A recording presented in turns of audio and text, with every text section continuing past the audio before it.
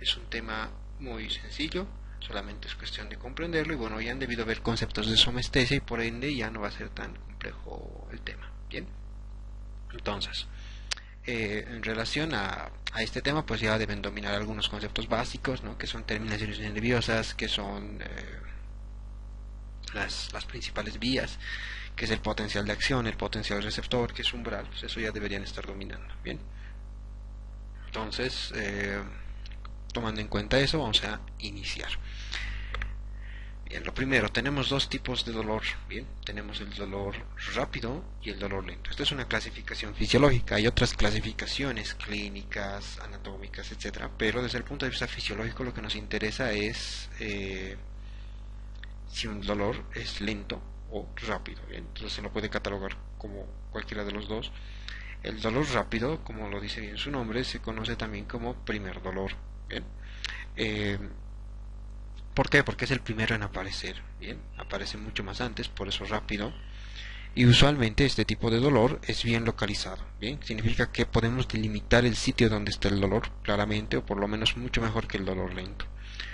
En lo que respecta a la naturaleza del dolor, este dolor es lancinante o usualmente punzante, o sea, se siente como que sientes una punzada en el sitio del dolor o sientes una cortada, ¿no? De ahí el término lancinante. A veces también se puede describir como quemante, como que sientes que ese rato te acabas de quemar con algo caliente, ¿bien? O con alguna estructura corrosiva como un ácido. Entonces, esa es la característica de este tipo de dolor. El dolor lento, ¿bien? Es un dolor como dice su nombre, primero que aparece más tarde, bien, más tardío, por eso se conoce como segundo dolor. Bien, en esta imagen bien, podemos ver un poquito de la descripción de estos dolores. Bien, usualmente cuando aparece un estímulo doloroso, lo primero que aparece es un dolor en ese momento del estímulo bien localizado, bien, que sería el primer dolor o dolor rápido, y luego aparece una sensación de dolor más allá incluso de la presencia del estímulo, que es el dolor lento. Bien, el dolor lento es de naturaleza urente, sordo, o sea, poco describible, no se puede describir a detalle sus características. Urente significa que es continuo, bien, similar a, por ejemplo, una sensación de palpitación. Bien, es muy importante diferenciar que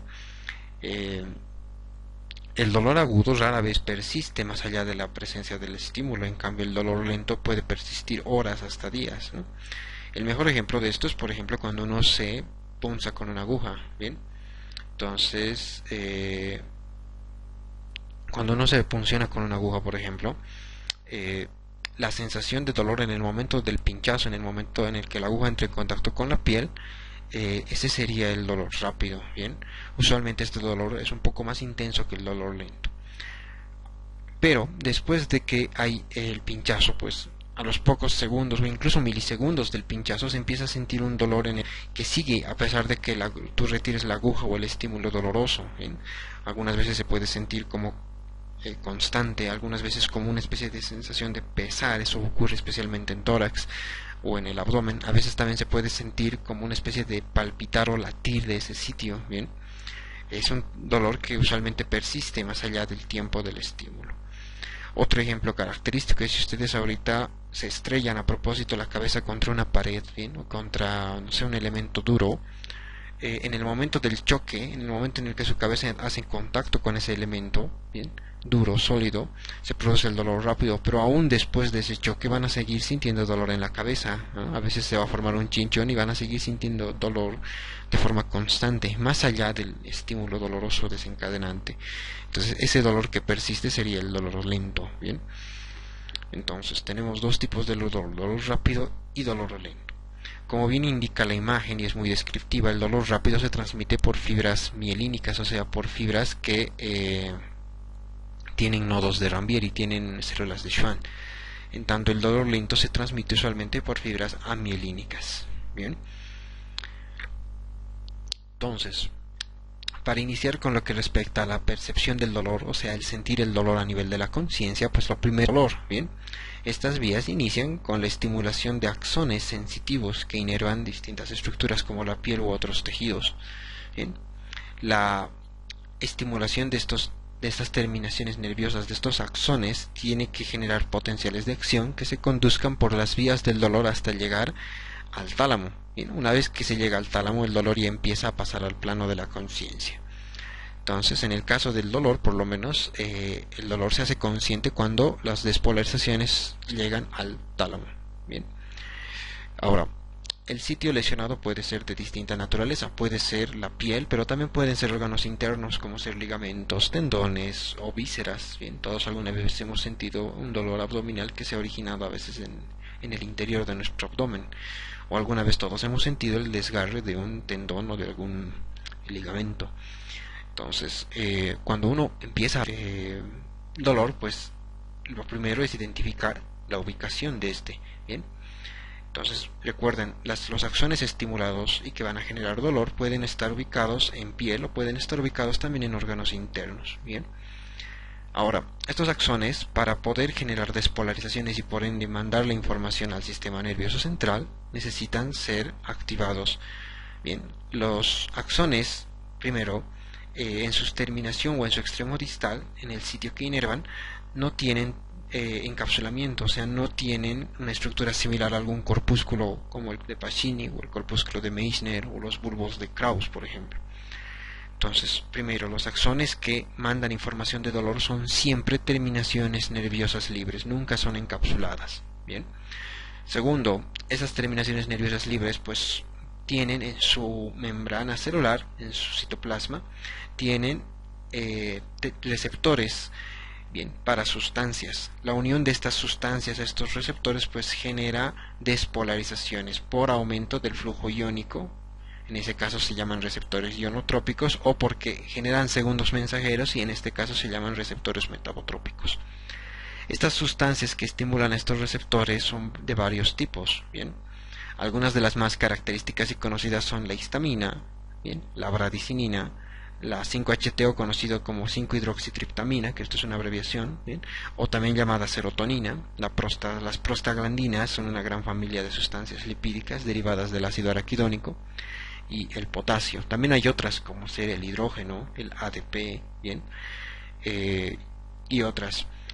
Los axones que tienen receptores para estas sustancias también a veces tienen receptores para sustancias de afuera. O sea, hay sustancias, ¿no?, que en la naturaleza directamente al entrar en contacto con el axón pues van a generar dolor. Bien. Una de estas sustancias de importancia, por ejemplo, es la capsaicina. La capsaicina, cuando se une a las terminaciones nerviosas libres, pues estas terminaciones tienen el receptor para capsaicina. La unión de la capsaicina al receptor va a generar despolarizaciones de la membrana celular. Bien. Esto es muy importante porque también genera una sensación de calor a la capsaicina. Bien. Hay varios receptores de capsaicina que generan sensación de calor en la boca. Bien. Por eso cuando ponemos capsaicina en la boca se siente como calor o como picante. La capsaicina es el elemento que le da el sabor picante a las comidas picantes. Bien. Entonces, usualmente este es el mecanismo por el cual se genera el dolor. Algunas terminaciones nerviosas libres también tienen proteínas que con el excesivo estiramiento se abren y permiten el paso de iones como el sodio. Entonces algunos de estos axones por lógica responden a estiramientos excesivos, ¿no? Eso es lo que pasa también especialmente en la piel, cuando generas un estiramiento excesivo o en los tendones se puede producir dolor. ¿Bien? Entonces, de estas sustancias, bien, nos interesa destacar algunas. Bien, primero destacamos las prostaglandinas. Las prostaglandinas son producidas por una enzima llamada ciclooxigenasa. La inhibición de la ciclooxigenasa es posible y así se producen menos prostaglandinas y por ende menos dolor. Bien. La inhibición de la ciclooxigenasa se la realiza, por ejemplo, con fármacos conocidos como AINES, que significa antiinflamatorios no esteroideos. Los AINES reducen la producción de prostaglandinas. Los AINES más conocidos son el ibuprofeno y el diclofenaco. ¿Bien? El paracetamol, por ejemplo, también puede inhibir la síntesis de prostaglandinas. ¿Bien? Otra forma de inhibir la síntesis de esas prostaglandinas es inhibir a la producción de ácido araquidónico libre. Bien, este ácido araquidónico es producto de la fosfolipasa C. Y una forma de inhibir a esa fosfolipasa C es el uso de corticoides, ¿no? Todas las ONAs, o bueno, la mayor parte de los fármacos que acaban en ONA son corticoides, como ser la prednisona, bien, la betametasona, dexametasona, metilprednisolona, etcétera. Bien. Entonces, la administración de estos fármacos igualmente va a inhibir en parte el dolor. Bien. Otra forma de inhibición del dolor, en realidad es el uso de antihistamínicos, pero no tiene un buen efecto. ¿Por qué? Porque la histamina por sí misma, solo histamina, no genera dolor. Este es un dato importante. La histamina es más un sensibilizador al dolor. Algunas de estas sustancias, incluidas las prostaglandinas y también la histamina, son sensibilizadores al dolor. Esto significa que los axones, ante estímulos que no producían dolor, ahora sí producen dolor. ¿Bien? A ese fenómeno se llama hiperalgesia. ¿Bien? O sensibilización periférica.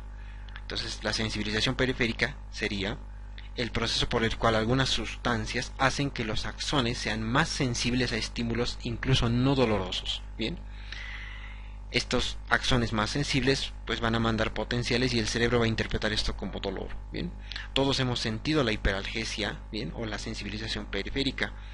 Cuando por ejemplo te das un fuerte golpe, el sitio donde te has dado el golpe es bastante más sensible. Un estímulo táctil como el roce de tu ropa, por ejemplo, bien, o el cambio de temperatura por el viento podría generar dolor. Bien, entonces esas sensaciones que normalmente no generan dolor y ahora sí lo hacen, bien, es producto de esta sensibilización periférica.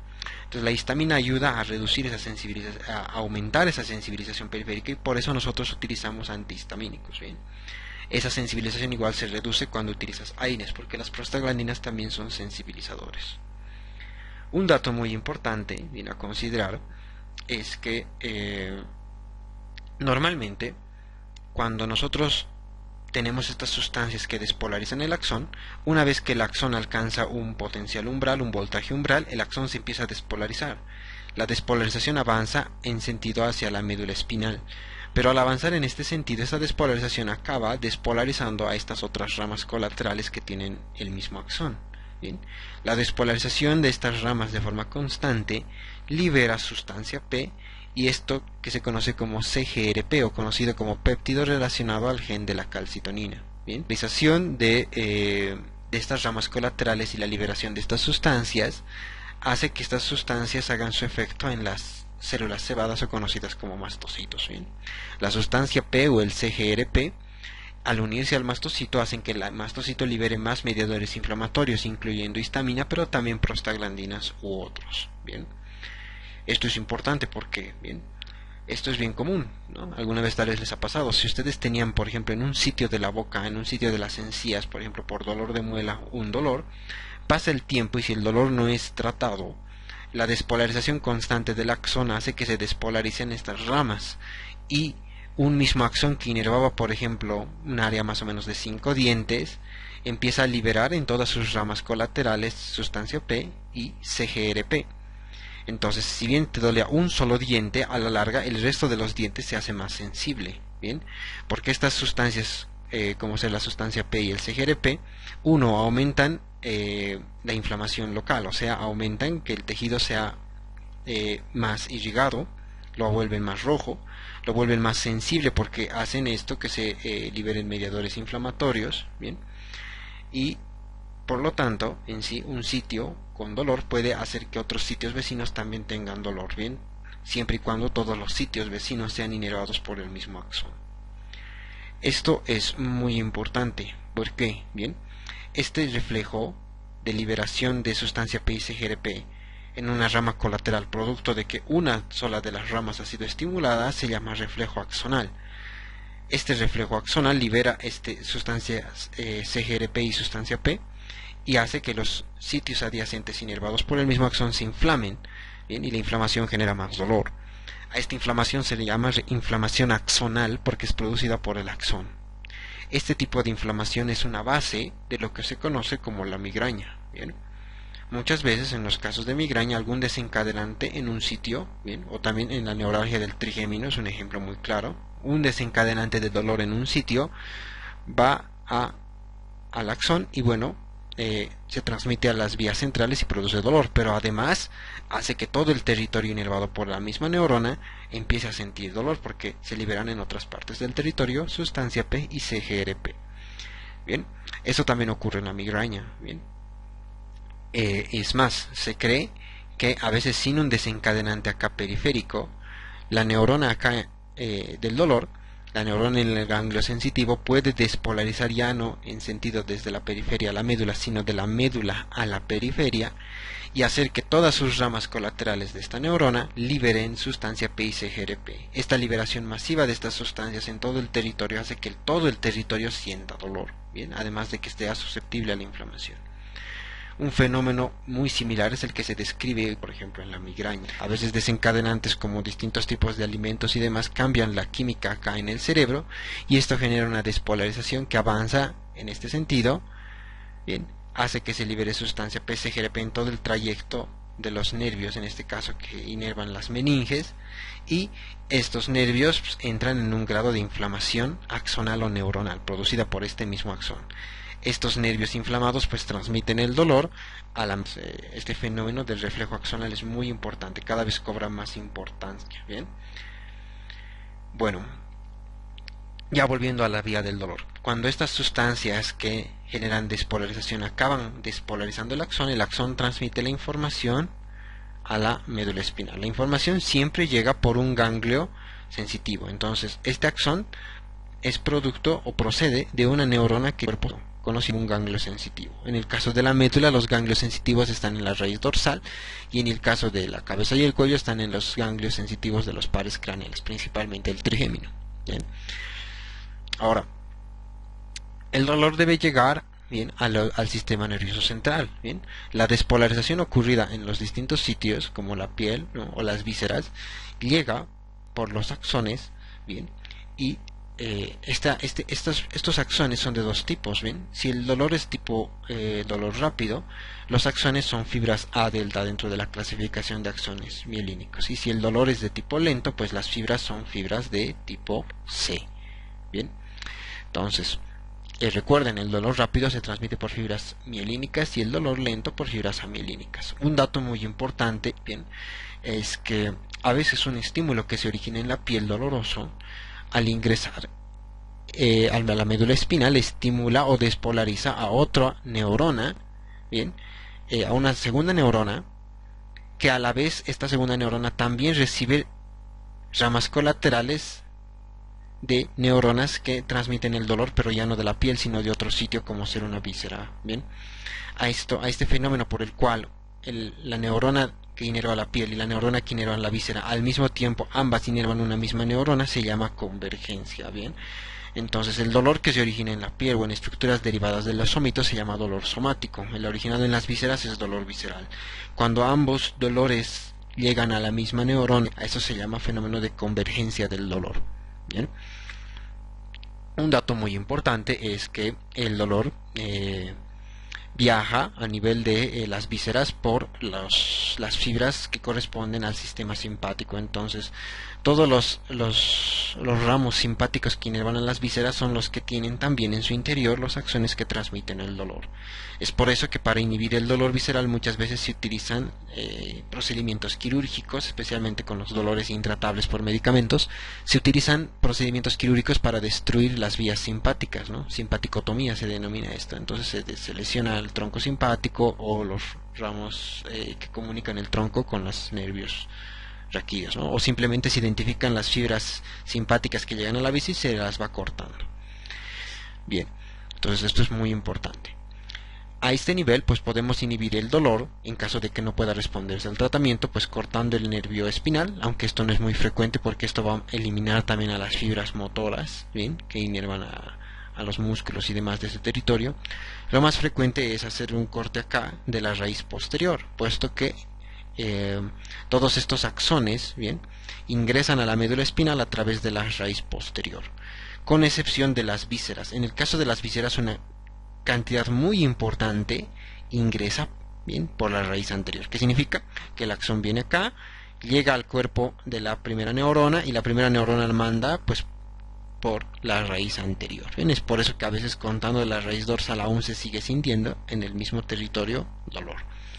Entonces el corte de una raíz se conoce como rizotomía. Bien, una vez que el dolor ingresa, pues sigue ciertas vías para llegar al cerebro, en otras palabras al tálamo, bien, al tálamo y los hemisferios cerebrales. Entonces tenemos tres vías básicas del dolor: la vía neoespinotalámica, la vía paleoespinotalámica y la vía arquiespinotalámica. Bien, ahora, estas tres vías del dolor permiten la transmisión del dolor a distintos niveles. Bien, vamos a hacer un pequeño análisis de estas vías. Bien, primero, la vía neoespinotalámica, ¿no? Acá, la vía neoespinotalámica es una vía filogenéticamente más reciente, transmite el dolor de tipo rápido, por ende transmite el dolor bien localizado. Bien, por esta vía, bien, los axones del dolor ingresan, pasan por esta zona conocida como la zona posterolateral o de Lissauer. Algunos también hacen lesión de esta zona quirúrgica para poder cortar los axones del dolor. Entonces los axones ingresan por esta zona y hacen sinapsis en las láminas de la médula espinal. En el caso de la vía neoespinotalámica, pues se hacen sinapsis en los axones de las láminas 1 y 5. Bien. De estas láminas 1 y 5, los axones parten directamente hacia el tálamo, ¿no? De ahí el nombre espinotalámica. Parten al tálamo por el lado contralateral de la médula. Bien. Por ende, una lesión de la médula, por ejemplo, de la hemimédula izquierda, ¿no? Una lesión acá del cordón lateral, va a inhibir el paso del dolor por debajo de la lesión del lado contralateral del cuerpo. Bien. Hasta aquí, antes de que sigamos avanzando, ¿alguna pregunta?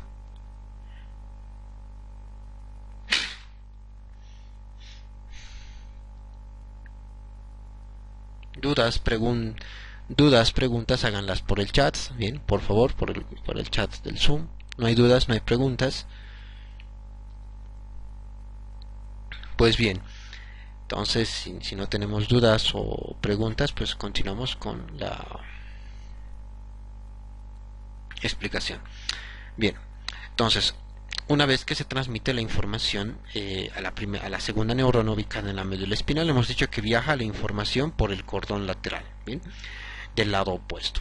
Las fibras decursan aquí en la comisura blanca anterior y ascienden a través de las espinotalámico anterolateral. En especial, este A se divide en anterior y lateral en la parte espinotalámica lateral. Bien.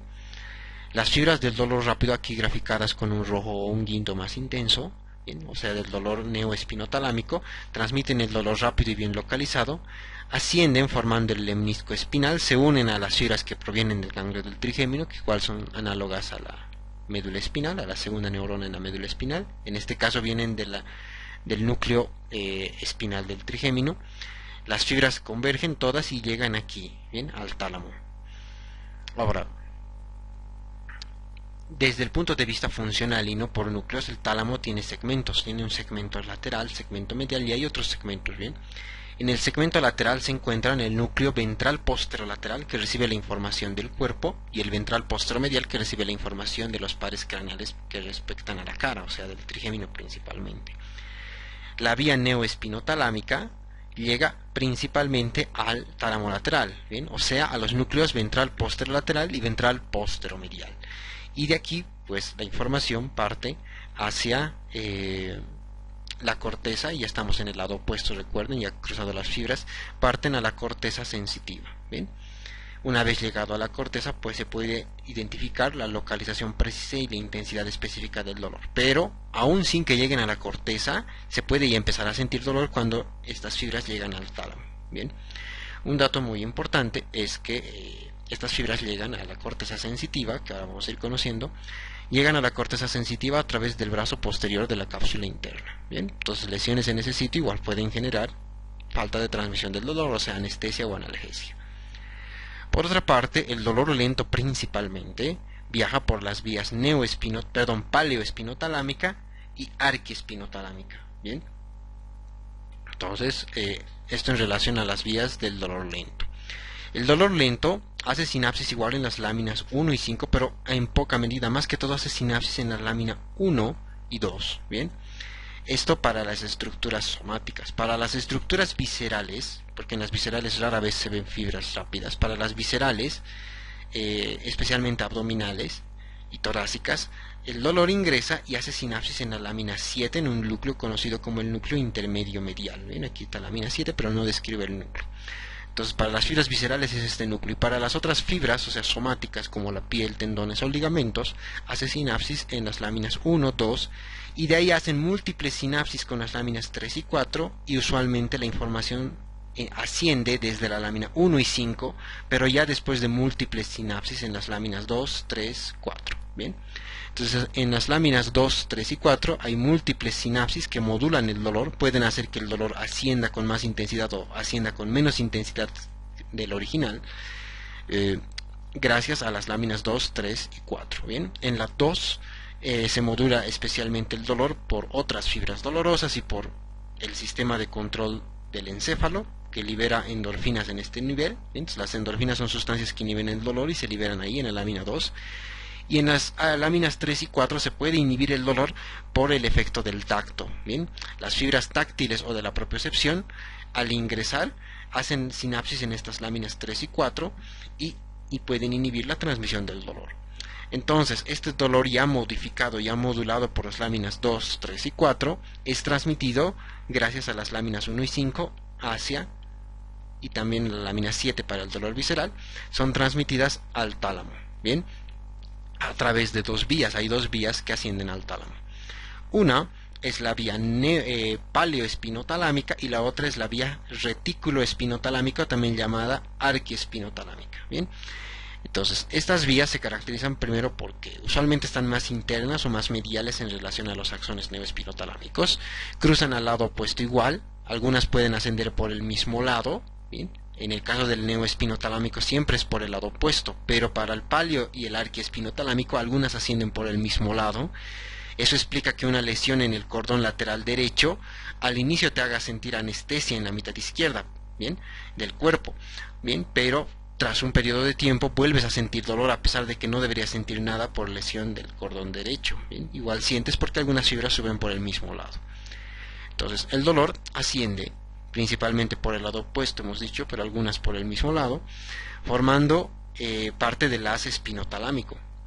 Al ascender podemos diferenciar las diferencias que hay entre el paleoespinotalámico y el arqui. El paleoespinotalámico son axones que ascienden y llegan al tálamo directamente. En su trayecto de ascenso, como podemos ver aquí, mandan ramas colaterales, y estas colaterales hacen sinapsis con las sustancias reticular del tallo del encéfalo. En cambio, en la vía arquiespinotalámica, el axón nunca llega directamente al tálamo. Bien, puede emitir colaterales en la sustancia reticular, pero nunca su rama terminal llega al tálamo. Siempre se queda aquí en la sustancia reticular.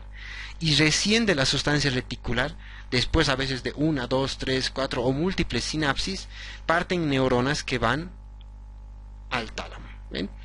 Tanto la vía paleoespinotalámica como la arquiespinotalámica, ¿bien?, llegan al tálamo medial desde el punto de vista funcional. El tálamo medial incluye algunos núcleos, ¿bien? Vamos a separar algunos para cada una de estas vías. La vía paleoespinotalámica llega en particular a los núcleos intralaminares, ¿bien?, principalmente el centro mediano y el parafascicular. También la vía paleoespinotalámica hace sinapsis con el pulvinar, bien, y el núcleo lateral posterior o lateral dorsal, que vamos a ver más adelante, sirven para ubicar muy vagamente el dolor. Bien, entonces estos núcleos llegan acá y estos núcleos pues se proyectan a distintas áreas, como vamos a ver a continuación.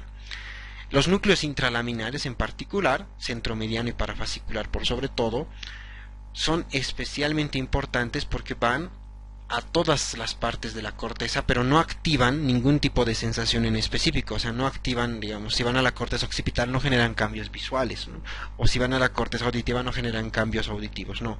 Van a toda la corteza, pero con el único fin de aumentar la actividad en general de la corteza. Bien, dado que la corteza es un centro de actividad voluntaria o de la conciencia, bien, estas fibras que van a la corteza de forma diseminada activan la corteza de forma diseminada y la persona está, por así decirlo, más despierta o más consciente. Bien, como vamos a ver en las clases de conciencia y sueño, a esto se denomina despertar cortical. Bien, es un buen estímulo para que toda la corteza se active y la persona, si está dormida, despierte, o si está con un nivel de conciencia bajo, pues suba el nivel de conciencia. Bien, el dolor de la corteza cerebral, eso se llama despertar cortical y se origina en los núcleos laminares, intralaminares. Bien, la vía arquiespinotalámica, en cambio, recuerden, nunca llega directamente al tálamo, hace sinapsis aquí, después de múltiples sinapsis aquí, parten neuronas de la sustancia reticular que van a algunos núcleos, principalmente el medio dorsal del tálamo.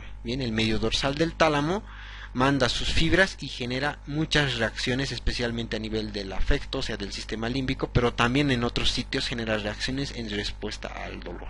Bien, entonces vamos a ver entonces cómo funcionan cada una de estas vías. Bien, los sitios en donde hacen sinapsis.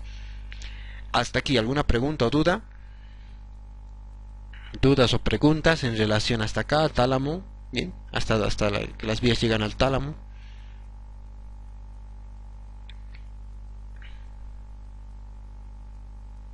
No hay dudas, no hay preguntas.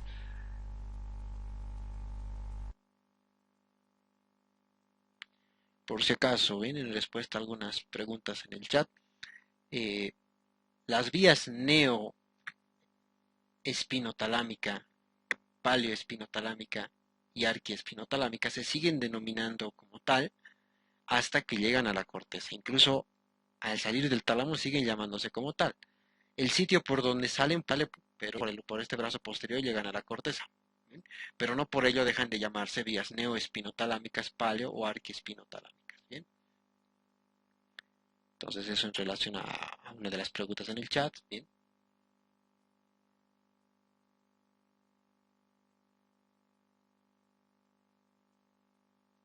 Bien. Recuerden, estas vías, neo, paleo y arqui, bien, en relación a la pregunta que tenemos igual en el chat, dice, estas vías neo, paleo y arquiespinotalámica, primero, la paleo, a modo de repaso, llega a los núcleos intralaminares, ¿bien? Y también a los núcleos pulvinar y lateral dorsal del tálamo. Bien, entonces, como podemos ver acá, ¿bien? Lateral posterior, lateral dorsal, llega a estos núcleos de acá y también al pulvinar y a los núcleos intralaminares. Entonces, ahí va la vía paleo. La vía arquiespinotalámica no llega a los núcleos intralaminares. ¿Bien? La vía arquiespinotalámica llega por sobre todo al núcleo medio dorsal. ¿Bien? Al núcleo medio dorsal del tálamo. Entonces, ambos, tanto los intralaminares como el medio dorsal, se consideran parte del segmento medial del tálamo. ¿Bien? Entonces, respondiendo igual a otras preguntas, ¿qué tipo de dolor lleva cada una? Pues la vía neoespinotalámica lleva, hemos dicho, el dolor rápido. En cambio, como vemos aquí, ¿no? Slow pain. Las dos vías paleo y arqui llevan por sobre todo información del dolor lento. Bien. Entonces recuerden, neoespinotalámica, dolor rápido, paleo y arqui, dolor lento. ¿Otra pregunta? ¿Alguna otra duda? Pueden escribir al chat. ¿Dudas o preguntas?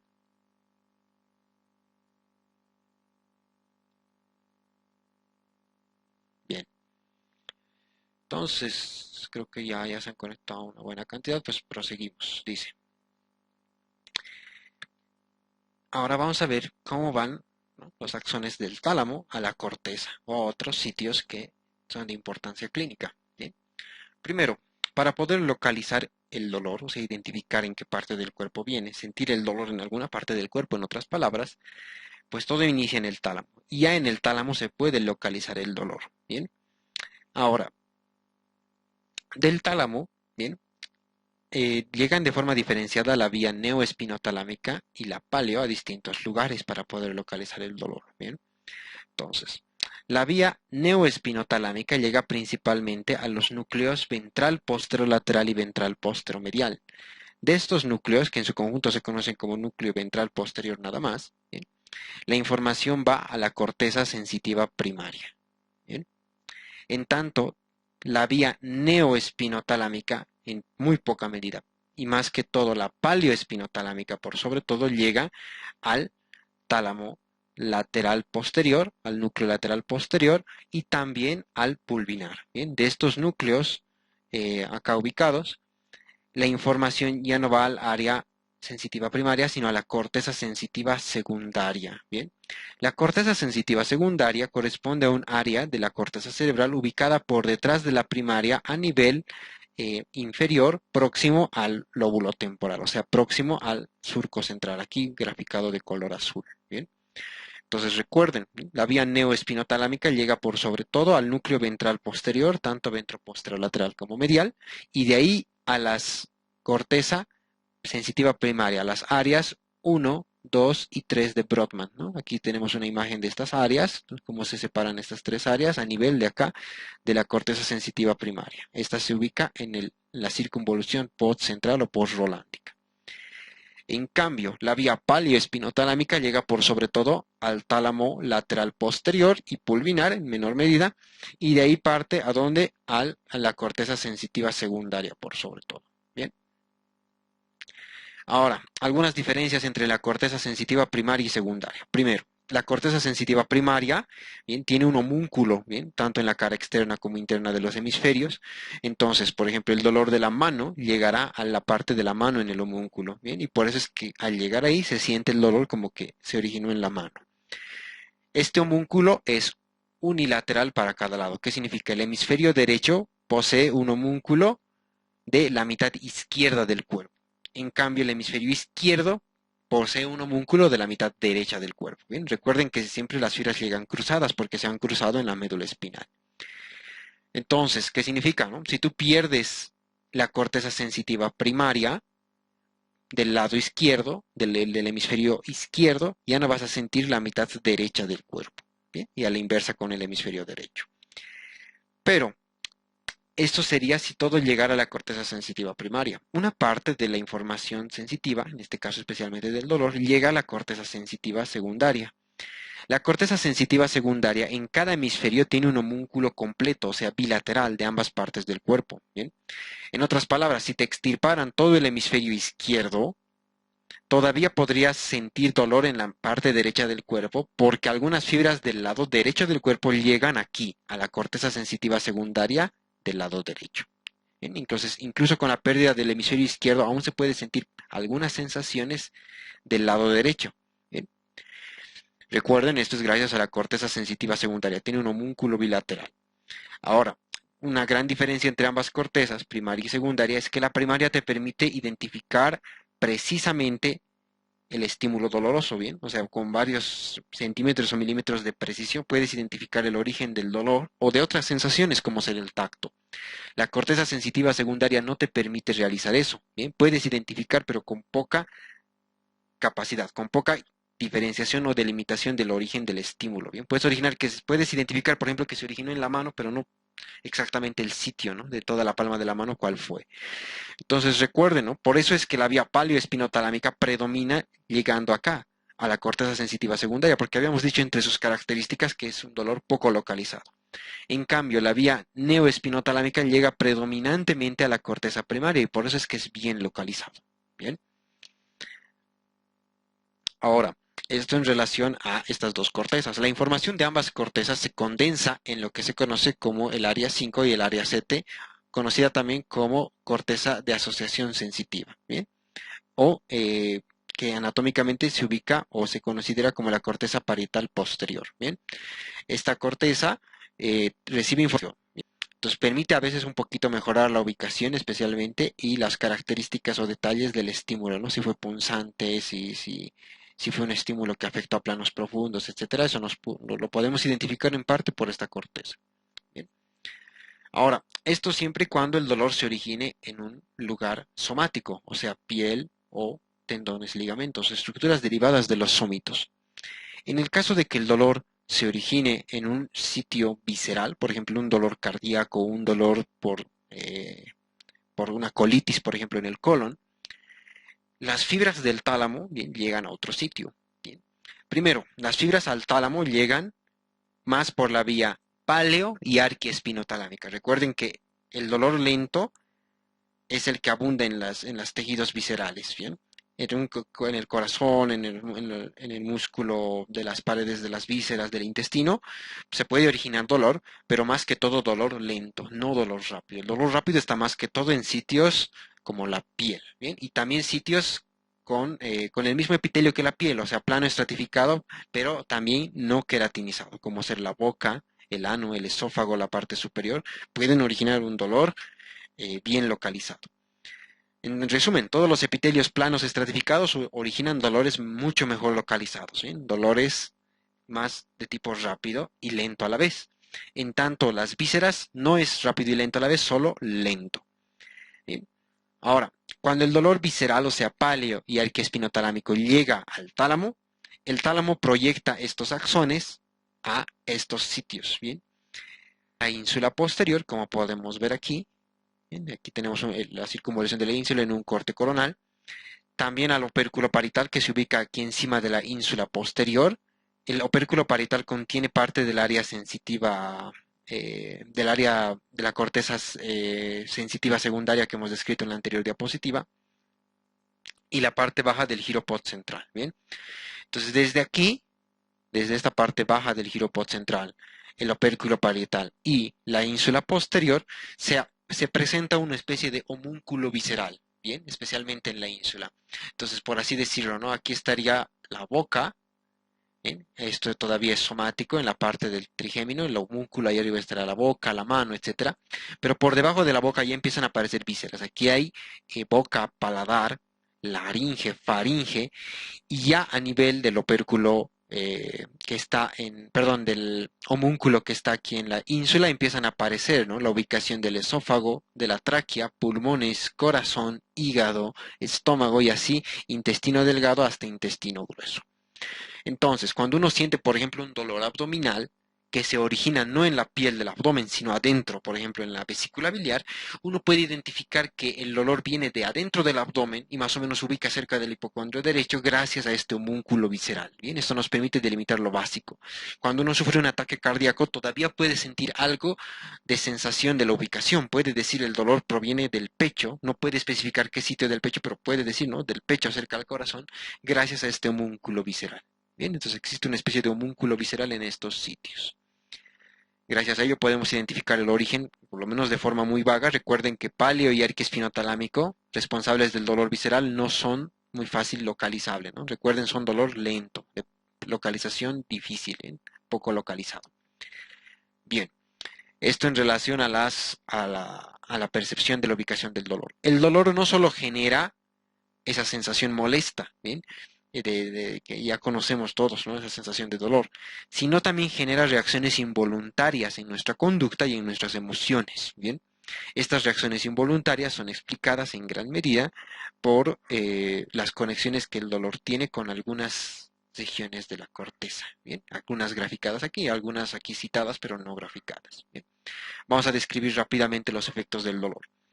1. El dolor de forma involuntaria influye en tu estado de ánimo, en tus emociones en especial, ¿bien? En tu emoción de forma basal, ¿bien? O sea, si estás alegre de forma basal, por así decirlo, sobre el resto de tus emociones, si predomina tu alegría o tu tristeza, en otras palabras, gracias a su proyección al cíngulo, ¿bien? Estas proyecciones de asociación límbica y conductual son mediante el núcleo medio dorsal del tálamo principalmente, ¿bien? Entonces recuerden, ¿qué vía llega al núcleo medio dorsal del tálamo? La arquiespinotalámica. La arquiespinotalámica es la responsable de estas sensaciones, ¿bien? Entonces, el dolor, cuando está presente de forma involuntaria, por llegar a la corteza del cíngulo, tiende a generar más depresión, ¿bien? Por otra parte, el dolor también llega a la ínsula anterior, ¿bien? Cuando llega a la ínsula anterior, media nuestra capacidad de empatía, ¿bien? Entonces, la ínsula anterior es un sitio del cerebro que se enciende, por ejemplo, particularmente cuando ves una escena dolorosa, pero tú no estás sintiendo dolor. El solo imaginar dolor hace que se enciende esa ínsula, ¿bien?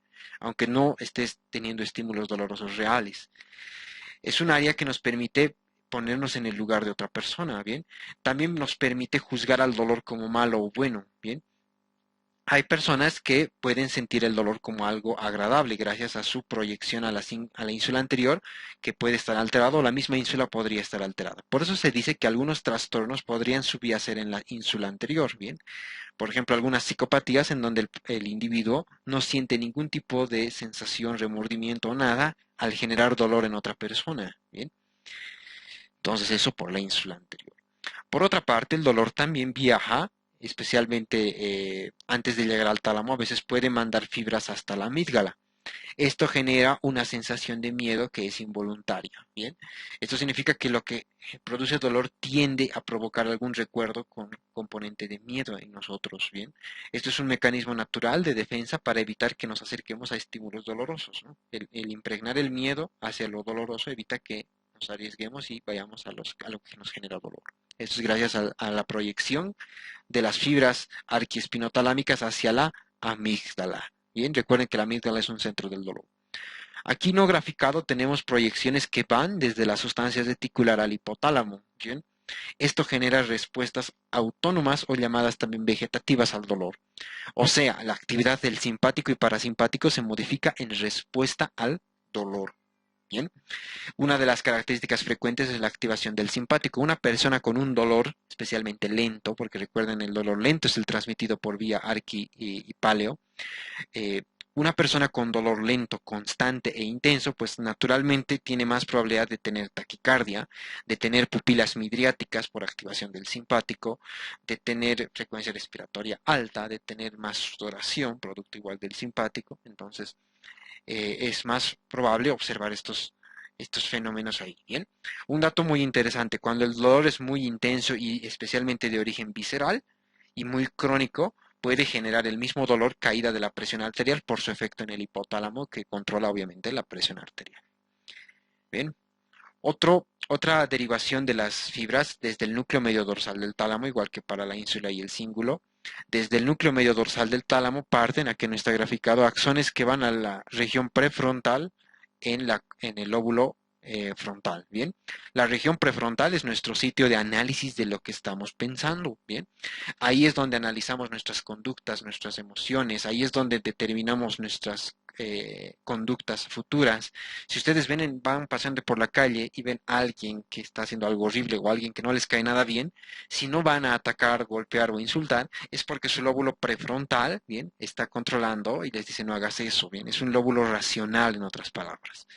Entonces, nuestra capacidad de concentrarnos, nuestro racionamiento queda afectado cuando pensamos con dolor subyacente. Bien, una persona con dolor tiene menor capacidad de concentración, de toma de decisiones, es más irritable, por lo tanto, se deja llevar más por algunas emociones, bien, tiende a sentir más traumas, o sea, los episodios son más traumáticos en su vida por la amígdala, tiende a deprimirse más fácilmente, bien, y tiende a veces a tener conductas sociables, a veces anormales, pues, especialmente por el efecto en la ínsula anterior. ¿Ven? Entonces, de ahí la importancia de estas acciones. Recuerden, casi todas parten del núcleo medio dorsal del tálamo, o sea, de la vía arquiespinal, ni siquiera llegan al tálamo. Algunas de estas reacciones se producen antes, bien, por neuronas, como vemos aquí, que parten de la formación reticular a la amígdala o al hipotálamo. Bien.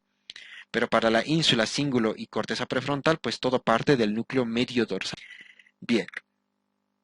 Entonces, estos son los efectos que genera el dolor en una persona. Bien, hay efectos conscientes, o sea, podemos identificar el dolor, su ubicación, su naturaleza, era punzante, quemante, y su ubicación, pero también hay efectos del dolor que son involuntarios, que la persona no puede controlar, bien, que hemos visto son por estas vías, bien, dependientes del arqui y paleoespinotalámico.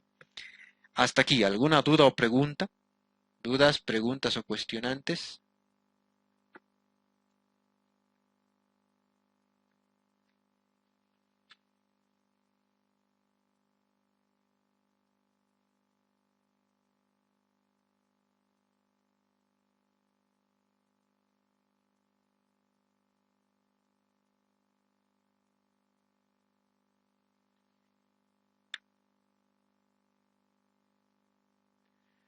Bien, entonces si no hay dudas, preguntas o cuestionantes en relación a las vías del dolor, recuerden pueden hacerlas al chat, pues vamos a pasar a describir un caso clínico un poquito aplicando estos conceptos.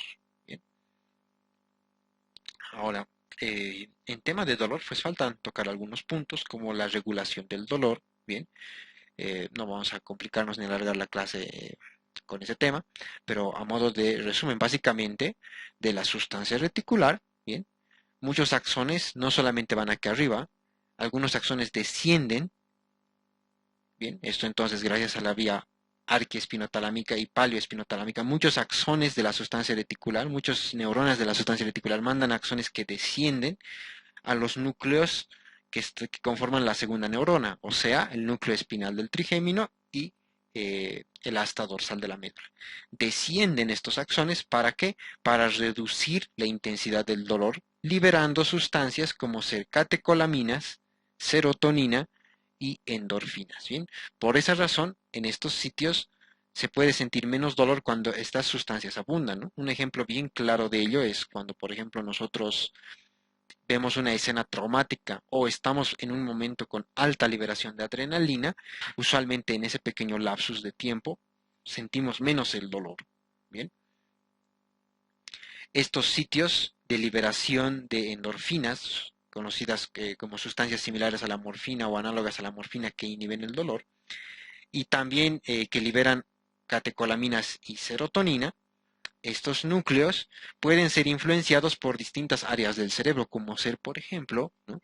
La corteza prefrontal. O sea, uno puede mentalizarse a no sentir dolor y de verdad va a inhibir el dolor. Bien, uno puede sugestionarse a sentir dolor y va a sentir más dolor por estas vías. Bien, igual hay técnicas, bien, para cierto tipo de concentración, como los que pueden inhibir el dolor por este mecanismo. Bien, por el descenso de axones de la corteza a la sustancia reticular. Entonces, así como vemos aquí una vía ascendente, también hay una vía descendente de distintos sitios de la corteza cerebral que pueden acabar en la sustancia reticular y a través de la sustancia reticular descender a la segunda neurona en la médula espinal e inhibir el dolor. Bien, por liberación de qué? De endorfinas, catecolaminas y serotonina. Bien, entonces, ante presencia de estas sustancias se siente menos dolor.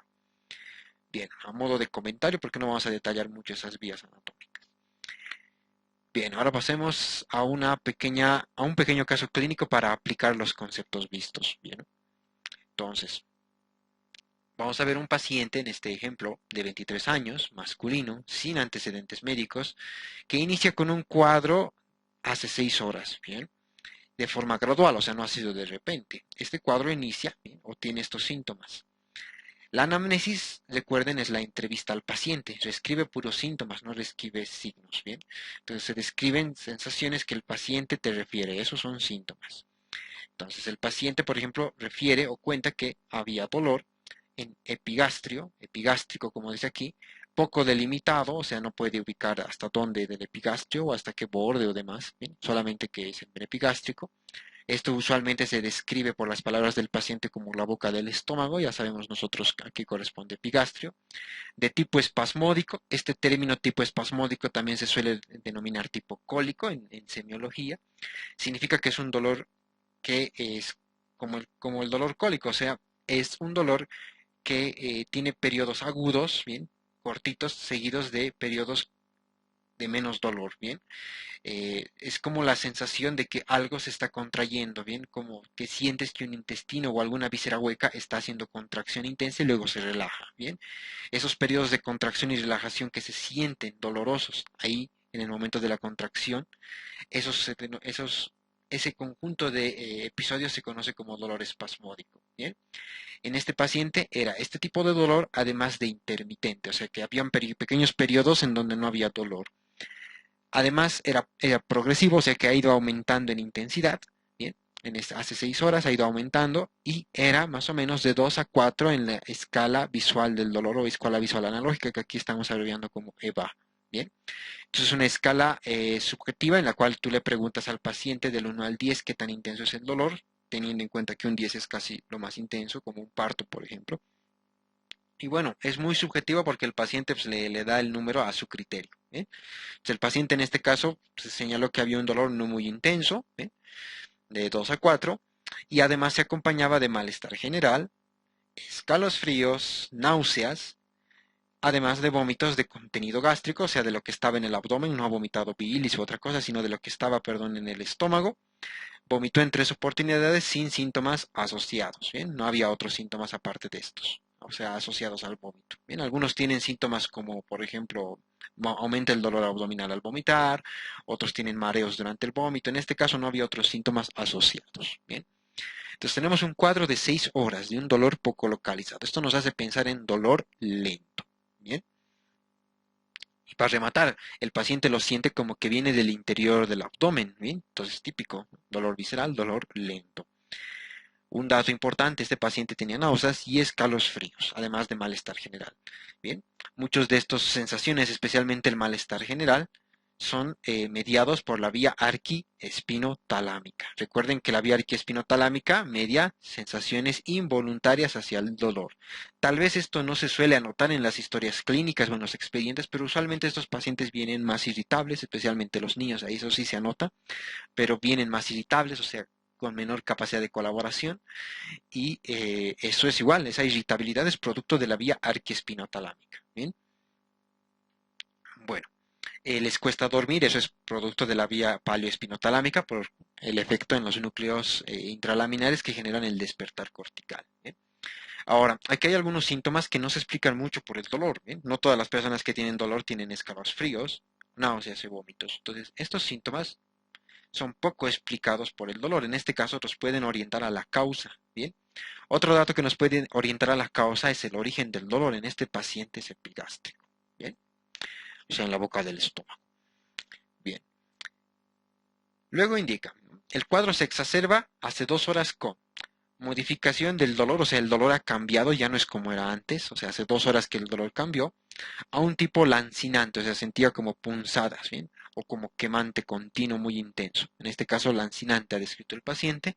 Continuo, o sea, ya no sé, ya no era como el espasmódico, ¿no? Sensaciones de dolor seguidas de relajación, no. Esto era un dolor que se mantiene en el tiempo constante, como si el cuchillo siguiera ahí constante, clavado en el sitio donde te duele, ¿no? Por eso lancinante como cuchillo. Intenso, que ha subido, recuerden, estaba en 2 a 4 en la intensidad. Ahora el paciente refiere desde hace 2 horas que el dolor es demasiado intenso, 8 a 10, o sea, lo asocia como lo peor que ha vivido casi en su vida. En la escala EVA, localizado ahora ha cambiado. Miren la ubicación, antes era en epigastrio y ahora está en fosa ilíaca derecha. ¿Bien? Y además en flanco derecho.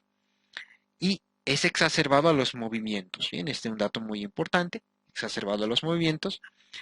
Además, es exacerbado a la palpación. Bien, entonces el paciente al tocar su abdomen o cuando alguien le toca siente más intensamente el dolor a la palpación del abdomen, que no mejora con la ingesta de ibuprofeno, o sea, ya parece entonces como el dolor no pasaba, estaba tomando ibuprofeno, ¿bien? Y aún así el paciente mejora, o por lo menos, perdón, refiere que no ha mejorado. ¿Bien? Recuerden, el ibuprofeno inhibe el dolor, ¿bien? O por lo menos lo reduce al reducir la producción de prostaglandinas. ¿Bien? Además, el paciente presenta alza térmica no cuantificada, o sea, tiene te refiere que ha tenido otras molestias, siente calor en el cuerpo, o sea, esto es similar a decir, el paciente en sus palabras a veces lo dice como fiebre, pero se nota como alza térmica no cuantificada hasta que no puedas medir la temperatura. Distensión abdominal, el paciente ha sentido entonces que se le ha hinchado el abdomen y además en todo ese periodo de tiempo no ha eliminado, o sea, no ha hecho popó, en otras palabras muy simples o poco técnicas, no ha tenido deposiciones, no ha eliminado materia fecal y tampoco ha eliminado gases, o sea, no ha botado gases por el ano. Bien, entonces, hasta acá tenemos una serie de datos, bien, que vamos a ir analizando en relación al diagnóstico. Al examen físico, o sea, ya habiendo visto estos datos, se lo analiza el paciente en una camilla. Al examen físico tenemos 2 exámenes, el general y el segmentario, que va a una especie a un segmento del cuerpo. El general solamente es una mirada rápida al paciente y sus signos vitales. Bien. El paciente está en mal estado general, está con una facies febril, bien, o sea, mal estado general significa que aparentemente tiene, o sea, da la impresión de que el paciente está muy enfermo, de que podría colapsar, caerse, perder la conciencia o algo así. 2, el paciente está con una facies febril, o sea, tiene una facies, significa la expresión del rostro, tiene una expresión del rostro que parece que tuviera fiebre. La facies febril es característica porque el rostro se encuentra un poquito más rojo, especialmente las mejillas, y está más sudado el paciente, o sea, se ve que ha sudado más. Ese es signo, usualmente, cuando vemos a una persona así, con los ojos un poco más rojos, decimos que tiene fiebre. No, podemos presumir que tiene fiebre. Eso es lo que tiene el paciente, una facies febril. Tiene una temperatura de 38.2. Recuerden que el valor normal es hasta 37, ¿no? Algunos hasta 37.5. Depende del lugar donde tomes la temperatura. Pero esto ya siempre arriba de 38 se considera fiebre. En este paciente tiene fiebre. Tiene una frecuencia cardíaca de 110 latidos por minuto. Y el resto de signos vitales en parámetros normales. Bien. Hasta aquí tenemos algunos datos igual muy importantes. Bien. Vamos a analizar este y la anterior diapositiva. Primero acá. De los signos que no son dolor, como ser alza térmica no cuantificada, ¿bien? El ascenso de la temperatura, por lo menos lo que el paciente te refiere y se confirma en el examen físico con una temperatura de 38.2, no es explicado por el dolor, ¿bien? El dolor por sí mismo, un dolor abdominal no tendría que originar fiebre por sí mismo, ¿no? Entonces el dolor no explica ni la vía paleo ni la vía arquiespinotalámica explicarían esto. Entonces esta alza térmica nos puede orientar a la causa del problema del paciente. La distensión abdominal, ¿no? Y la distensión abdominal no es producto del dolor, sino cualquier persona que sintiera, por ejemplo, mucho dolor en un pie o en un brazo, pues se le hincharía el abdomen. Entonces, esto no es explicado por ni la vía paleo ni la vía arqui. Y el paciente igual tiene ausencia de deposiciones y eliminación de gas. Entonces, todo en qué estado está el paciente, ¿bien? Porque no son explicados por el dolor. Todos estos elementos no son explicados por el dolor. De acá, el paciente presenta facies febril, ¿no? Si el paciente aparenta tener fiebre por su aspecto del rostro y por la temperatura tomada, entonces estos datos nos dicen que hay fiebre. Y esto no es explicado por el dolor. Ni la vía paleo ni la vía arquea estimulan la producción de fiebre. Frecuencia cardíaca elevada, 110 latidos por minuto, ¿bien? Esto puede ser reacción a dos cosas. Uno, al dolor. Recuerden que el dolor aumenta la frecuencia cardíaca, aumenta la actividad del simpático, pero también puede ser debido a que el paciente tiene fiebre, ¿bien? El aumento de la temperatura aumenta la frecuencia cardíaca. Más o menos por cada grado de temperatura aumenta entre 10 a 15 latidos por minuto el ritmo basal cardíaco. Entonces, esto puede ser de mecanismo mixto, ¿bien? Entonces, hasta el momento, pues tenemos algunos datos que nos pueden ayudar al diagnóstico. Bien, al examen físico segmentario se evidencia, ¿bien? El paciente tiene un abdomen distendido, se lleva evaluando en la camilla, se comprueba lo que el paciente nos contaba. En tabla significa que está duro la pared abdominal, bien, como una tabla, están contraídos los músculos abdominales, eso significa que empeora al contacto con la fosa ilíaca derecha. O sea, cuando nosotros tocamos la fosa ilíaca derecha aumenta el dolor. Tiene un signo de Bloomberg positivo. El signo de Bloomberg es producto de que el paciente es un signo que consiste en que al tocar el abdomen y levantar la mano, ¿bien? En el momento de levantar la mano, al concluir, por así decirlo, la palpación del abdomen, al levantar la mano, al separar la mano de la piel, se siente dolor, ¿bien? El dolor es intenso al separar la palma de la mano de la piel. Eso se llama signo de Bloomberg positivo. El paciente lo tiene en fosa ilíaca derecha, ¿bien? Está ubicado ahí su signo de Bloomberg positivo. Tiene punto de McBurney. Como ya saben, el McBurney es un punto en la fosa ilíaca derecha que nos indica o es un signo sugerente de apendicitis. Tiene signo de Robson positivo, significa que cuando tú le comprimías la fosa ilíaca izquierda, aumentaba el dolor en la fosa ilíaca derecha, ¿bien? Eso es signo de Robson. Tiene un abdomen timpánico, significa que cuando tú hacías percusión en el abdomen, ¿bien? La percusión se hace eso van a ver en semiología, se hace con dos dedos, ¿bien? Cuando se percutía el abdomen, el sonido que se escuchaba al percutir el abdomen era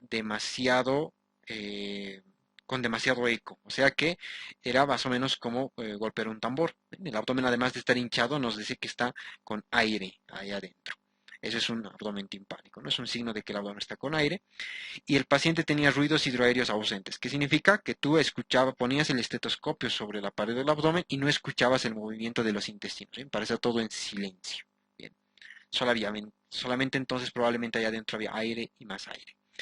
Entonces, hasta el momento, ¿bien? Tenemos una serie de signos y síntomas que nos orientan a que el paciente puede tener o tiene casi seguro una apendicitis. ¿Bien? La apendicitis es un trastorno en el cual el paciente tiene inflamación del apéndice por la obstrucción del mismo. Aquí tenemos algunos datos de apendicitis, ¿bien? La apendicitis usualmente inicia con un dolor poco localizado porque el apéndice es una víscera. El dolor puede aparecer en epigastrio o mesogastrio usualmente. ¿Por qué? ¿Bien? Esto es un dato muy importante. Nosotros, en términos de dolor, que vamos a volver un poquito a algunas diapositivas, en términos de dolor visceral, recuerden que no podemos identificar muy bien el origen del dolor. Aquí tenemos el homúnculo visceral. Entonces, cuando el origen del dolor es en algún sitio del intestino, ¿bien? Nuestro cuerpo pone esa sensación de dolor a predominio de la línea media. Entonces, aunque, por ejemplo, el paciente tenga un dolor en el ciego, recuerden que el ciego está en fosa ilíaca derecha, aunque el paciente tenga un dolor en el ciego, se percibe como un dolor en una parte de la línea media del abdomen. ¿Bien? Eso es por culpa de que el cerebro está programado para percibir esto. Sí. Bien, tenemos un poco menos de un minuto, vamos a cortar la transmisión y les mando el enlace a la continuación. Bien, entonces les mando el enlace de continuación al grupo de WhatsApp, atentos. Bien, si no hay más dudas o preguntas, pues no tenemos ninguna pregunta, pues vamos a concluir la explicación. Entonces, como habíamos dicho, nosotros tenemos sitios para identificar el dolor. Bien, si identificamos que viene, por ejemplo, de un lugar visceral como el apéndice, se encienden en el cerebro estas áreas que están recibiendo información del apéndice, pero cabe destacar que es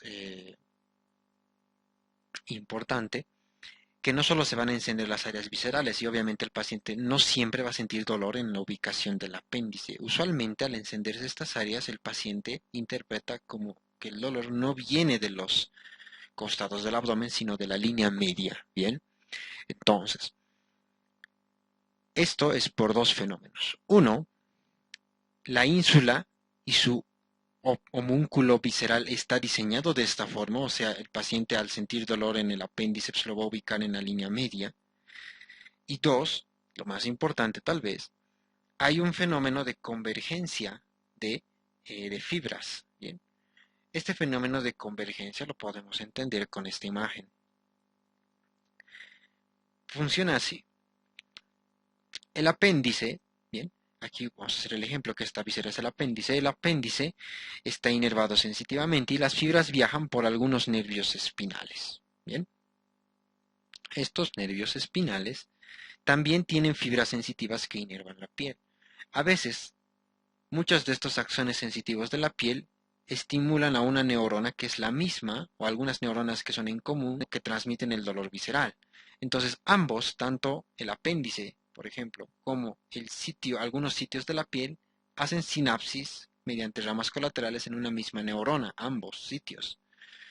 Entonces, si ambos sitios hacen sinapsis en una misma neurona y esta neurona manda el estímulo a la conciencia, el cerebro no sabe de dónde proviene el origen, si de la piel o de la víscera. Entonces, a veces el cerebro interpreta como que el dolor proviene de la piel. Bien. En el caso de las vísceras, bien, usualmente ahora sí, a nivel de la corteza, por explicación de cómo funciona la ínsula, bien, o cómo está organizada la ínsula, ese dolor se interpreta como que viene de la línea media. Entonces, se siente dolor no en los flancos ni en las fosas ilíacas, ¿bien? O en los hipocondrios, sino en la línea media. También se puede sentir en los lados laterales, sí, pero es poco intenso, más se siente en la línea media. ¿Y en qué parte de la línea media se siente? Pues se siente en base a los nervios espinales que ambos comparten. Si por ejemplo ambos comparten el C1 o el C5, entonces un dolor en la víscera que está inervada por la C5 se siente en la piel de C5. Un ejemplo de esto, por ejemplo, bien frecuente, es la cara superior del hígado está inervada por fibras que provienen del plexo cervical, ¿bien? A través del frénico y las ramas del frénico que atraviesan el diafragma. Entonces, las fibras ingresan a la médula espinal por el plexo cervical, ¿bien? Y en este caso por el plexo cervical del lado derecho, porque recuerden, el hígado está de la mitad derecha del cuerpo, ¿bien? Entonces, el paciente siente dolor en hígado, pero también a veces puede sentir dolor como que el dolor viene, como es en el mismo plexo cervical, puede sentir que el dolor viene del cuello y el paciente te refiere que tiene dolor en el cuello, en el hombro derecho especialmente, ¿no? En el cuello del lado derecho. Entonces, un dolor en el lado derecho, en la fosa supraclavicular derecha, no siempre significa que el problema se origina ahí. A veces el problema puede originarse en la víscera. Otra cosa es que él no interpreta de cuál de los dos viene, porque ambos inervan a una misma neurona en el asta dorsal. A esto se conoce como dolor referido, o sea que el dolor se siente en la piel, aunque en realidad viene de una víscera, se conoce como dolor referido. Si el dolor se origina en una estructura somática y se siente en una estructura somática, sería dolor somático. Y si el dolor se origina en una víscera y se siente en una... Pero recuerden, a veces el dolor visceral se siente en un territorio somático, eso se llama dolor referido. Ahora, Usualmente es frecuente el dolor referido en el abdomen, ¿bien? Y esto se basa en los orígenes embrionarios del abdomen. Las vísceras del abdomen están en la línea media porque antes el intestino solo estaba en la línea media, luego se va rotando en embriología. Por otra parte, la identificación del dolor proviene de la parte del intestino que ha sido afectada en relación a las partes primitivas. ¿Bien? Recuerden que el intestino se divide en intestino superior, medio e inferior embriológicamente, o anterior, medio, posterior. Entonces, ¿cómo identificamos los derivados de esto? Solamente nos basamos en las arterias que irrigan estos derivados. Los derivados del intestino anterior son irrigados por la arteria, por el tronco celíaco.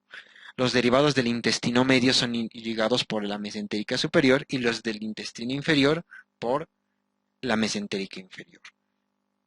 Entonces, cada uno se proyecta en una parte de la piel. Los derivados del intestino superior, estructuras irrigadas por el tronco celíaco, su dolor de esas estructuras puede aparecer como dolor referido en la piel en el epigastrio. ¿Bien? Entonces, el epigastrio es un reflejo del intestino superior. Es un reflejo donde el dolor epigástrico puede provenir de una víscera que provenga del intestino anterior. El mesogastrio equivale a intestino medio. Entonces, los derivados del intestino medio, especialmente desde el duodeno para abajo hasta la mitad del colon transverso, son percibidos, cualquier dolor en ese lugar puede ser percibido en lugar de en la víscera como dolor referido en la piel del mesogastrio. Y con el intestino posterior es similar. Un dolor en el intestino, en los derivados del intestino posterior, como ser, por ejemplo, colon descendente, sigmoides o recto, el dolor en esos sitios puede sentirse como un dolor en la piel, o sea, dolor referido, pero en la parte del hipogastrio. ¿Bien? Entonces, epigastrio, dolor referido de una víscera irrigada por tronco celíaco. Mesogastrio, un dolor mesogástrico puede ser un dolor referido que viene de una víscera irrigada por la mesentérica superior. Y el dolor en hipogastrio puede originarse de una víscera irrigada por la mesentérica inferior. Un dolor del recto puede sentirse en hipogastrio, ¿bien? O un dolor del colon sigmoide puede sentirse en hipogastrio. O un dolor en el ángulo esplénico puede sentirse en hipogastrio. Un dolor, por ejemplo, en yeyuno puede sentirse en mesogastrio. Y un dolor, por ejemplo, en duodeno fácilmente se siente en hipogastrio. Pero recuerden, ¿no? Mesogastrio incluye el apéndice, ¿bien? Porque el apéndice en toda esta cadena embriológica deriva del intestino medio, ¿bien? Está más proximal en relación al colon transverso, entonces es intestino medio. Y se puede sentir el dolor como en el mesogastrio o a veces incluso epigastrio, ¿bien? Entonces el paciente refiere dolor, ¿bien? Especialmente en mesogastrio, pero en algunos casos el paciente lo refiere mal o lo señala mal en el abdomen. Recuerden que es un dolor mal localizado, puede señalarlo como epigastrio, como en este paciente. Entonces, cuando el apéndice queda obstruido, las bacterias ahí adentro empiezan a proliferar, ¿bien? Especialmente anaerobias, pero varias en general proliferan y generan la inflamación. Eso se llama apendicitis. Cuando el apéndice está inflamado, manda señal de dolor lento. Este dolor puede no sentirse en la fosa ilíaca derecha, sino al contrario sentirse ¿dónde? En la piel. Hemos dicho en qué región, en mesogastrio o en este caso, en este paciente en epigastrio porque es poco localizado. Entonces, mientras el paciente sentía dolor en mesogastrio, el problema era únicamente el apéndice, como podemos ver aquí. Entonces, bien, es poco localizado y todo. Bien, cuando el apéndice empieza a afectar a las paredes del abdomen que lo rodean, o sea, a las paredes císticas, entonces lo que siente el paciente es dolor somático, o sea, bien localizado. Esto ha ocurrido en nuestro paciente cuando ha empezado a sentir dolor en fosa ilíaca derecha. El sentir un dolor en fosa ilíaca derecha intenso, bien localizado, lancinante, nos está indicando que ya no se han activado las fibras únicamente viscerales, porque estas solo transmiten dolor lento. Se han afectado también las fibras somáticas de la pared del abdomen y estas sí transmiten dolor rápido. Bien. Entonces, eso es muy importante. En nuestro paciente nos indica que más o menos hace 2 horas que ya tiene inflamación de la pared del abdomen, no solo del apéndice. A eso llamamos nosotros peritonitis, porque el peritoneo es lo que recubre el abdomen internamente. Entonces, el paciente tenía peritonitis probable desde hace más o menos 2 horas. Bien. Una característica típica es que los tejidos somáticos, bien, cuando tienen dolor, cuando hay dolor en un tejido somático, pues los músculos ventrales o flexores se contraen por el reflejo conocido como reflejo y los del lado contralateral de la espalda se contraen, bien, los extensores. Entonces, en este caso, los músculos del abdomen, los flexores se contraen, bien, o los músculos de la pared anterior del abdomen del mismo lado. Y eso es lo que tiene el paciente. Miren que el paciente tiene un abdomen, ¿bien? Contracturado, como podemos ver en el examen físico. ¿Bien? Aquí tenemos el examen físico y podemos ver que el abdomen está, además de hinchado por gas, está rígido, está contraído, sus músculos se han contraído. Esto nos indica que el dolor es ya de origen somático. Bien. Y obviamente esto empeora el contacto con la pared del abdomen. Cuando tú tocas con tu mano como médico explorador la pared del abdomen, pues estás manipulando y haciendo estiramiento del peritoneo parietal ahí adentro. Y al estirar el peritoneo ya inflamado, ya con dolor, pues aumenta la sensación de dolor. Eso se llama sensibilización periférica, ya hemos dicho, ¿no ve? Un estímulo que normalmente no generaría dolor, pues produce dolor. Bien. Finalmente, el paciente tiene Bloomberg positivo. Esto es un signo típico de peritonitis. ¿Bien? El hecho de que al levantar la mano, ¿bien? El paciente sienta dolor es producto de que el peritoneo es el afectado. Pues el peritoneo se mueve, el peritoneo parietal se mueve cuando nosotros retiramos la mano. Y el hecho de que el simple movimiento del peritoneo genere dolor es porque este peritoneo ya está inflamado. Entonces tiene un Bloomberg positivo que nos indica peritonitis en fosa ilíaca derecha. Tiene un punto McBurney positivo. Cuando tú tocas fosa ilíaca derecha duele más, eso es obvio, porque las fibras entran más en contacto, hay más presión, hay más estímulo de fibras dolorosas. Tiene un signo de Robson positivo, ¿bien? Esto es sinónimo también de apendicitis. ¿En qué consiste el signo de Robson? Hemos dicho que presionas la fosa ilíaca izquierda y el paciente siente más dolor en la fosa ilíaca derecha, ¿bien? ¿Por qué se produce eso? Pues es típico en los pacientes con peritonitis, ¿no?, que el intestino se paralice. Bien, hay un reflejo que van a ver esto en fisiología intestinal, se llama reflejo peritoneo intestinal. Cuando el peritoneo se inflama, bien, la, la musculatura lisa de las vísceras por debajo, o sea, en este caso, por ejemplo, la musculatura del colon, del intestino delgado, se paraliza. Bien, entonces todo peritoneo inflamado paraliza las fibras musculares subyacentes de músculo liso. En este caso, bien, el paciente tiene el intestino paralizado. Un intestino paralizado por irritación del peritoneo acumula gases, bien, por eso el intestino aquí no genera sonido y por eso acumula gases, no puede eliminarlos. Sin movimiento del intestino el gas no sale por el ano, entonces en este caso el paciente está acumulando gases por eso tiene el abdomen distendido y timpánico, bien, abdomen distendido y timpánico. Este acúmulo de gases, pues, en el intestino hace que cuando tú apretes un sitio como ser, por ejemplo, la fosa ilíaca izquierda, el gas de la fosa ilíaca izquierda, al no poder salir por el ano, pues viaja en sentido retrógrado hacia el colon de la ilíaca derecha. Y por ende, el gas que llega a un sitio con apendicitis, o sea, que comprime más el sitio con apendicitis, pues genera dolor. Entonces, esto es un signo, el signo de Robson típico de apendicitis. Bien. Se explica porque el gas del colon, en este caso sigmoides en la fosa ilíaca izquierda, al comprimirse viaja hacia el colon derecho donde está el apéndice. Y si el apéndice está inflamado, pues va a sentir más dolor. Entonces, ahorita tenemos puros signos que nos indican apendicitis, además que nos indican peritonitis, probablemente localizada no está todo el abdomen con peritonitis, porque el signo de Bloomberg es fosa ilíaca derecha. Cuando el signo de Bloomberg está en otros sitios que ya no es fosa ilíaca derecha, entonces el paciente tiene una peritonitis más grave, más avanzada. Más regiones del abdomen están en peritonitis. ¿Bien? Entonces, hasta aquí tenemos peritonitis más apendicitis. Bien, tenemos puros datos que nos orientan a eso. En este caso, los síntomas que ahorita tenemos que describir aún nos faltan son la temperatura, o sea, una fiebre de 38.2. ¿Bien? ¿Por qué?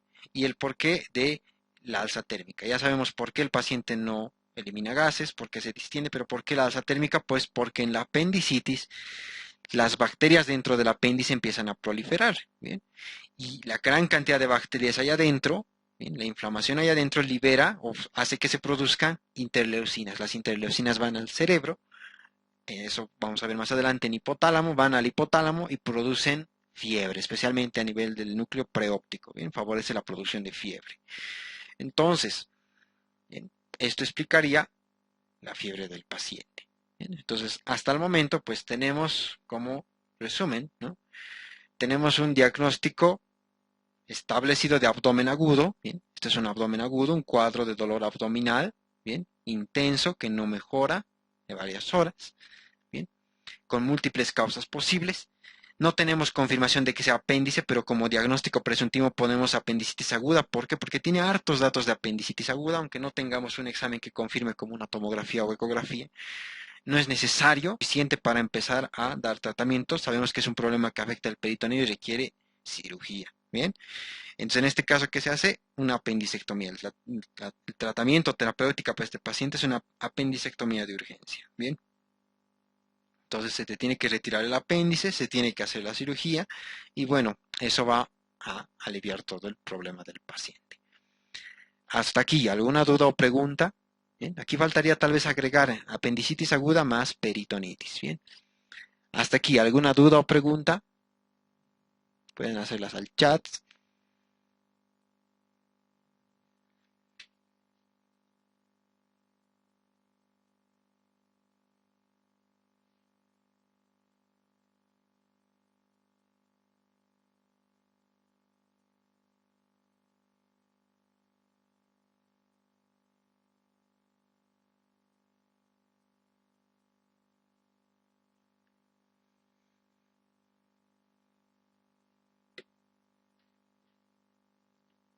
Dudas, dudas, preguntas.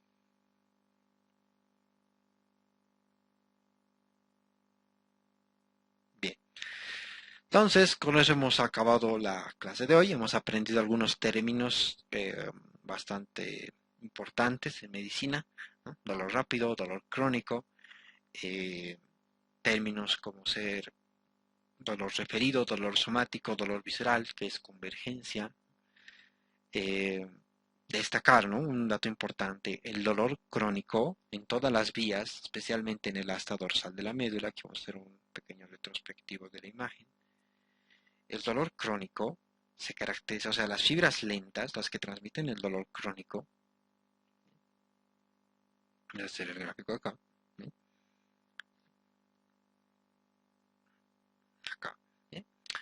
Las fibras lentas del dolor crónico, cuando las estimulas, cuando las fibras del dolor lento, las fibras C amielínicas, cuando las estimulas constantemente, muy constante, por varios días, semanas incluso, es frecuente que liberen acá.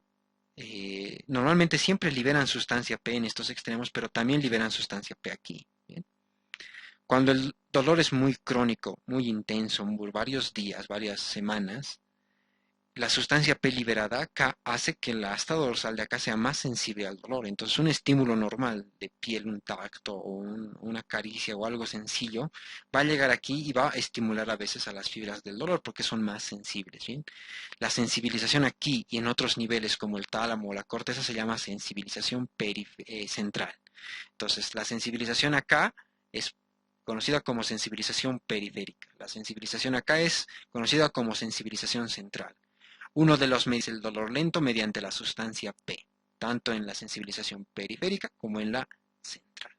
Además, en la parte periférica, la sustancia P produce, hemos dicho, la inflamación axonal. Bien, se P al liberarse aquí, la inflamación en los vasos sanguíneos, ¿no? Que reciben a la sustancia P. Bien. Esto ocurre con las fibras del dolor lento, porque estas liberan, y también, esto es muy importante, La información, por si acaso, en cada una de las sinapsis, o sea, en las distintas vías, a nivel de primera neurona con segunda neurona en la médula y segunda neurona con tercera en el tálamo, es predominantemente a nivel con glutamato. Bien, entonces el neurotransmisor es glutamato y obviamente el neuromodulador es la sustancia P. Bien, ¿dudas, preguntas hasta acá? No, dolor referido no es lo mismo que dolor irradiado. Bien, el dolor irradiado es el dolor que inicia en un sitio y avanza hacia otro sitio.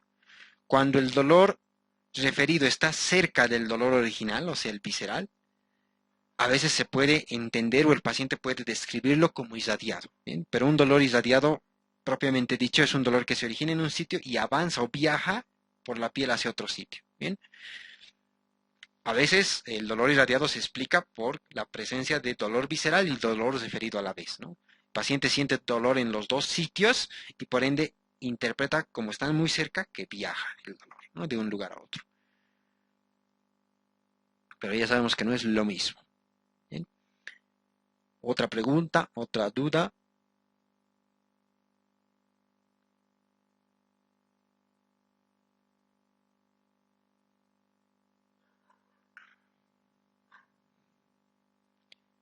Dudas, preguntas, cuestionantes.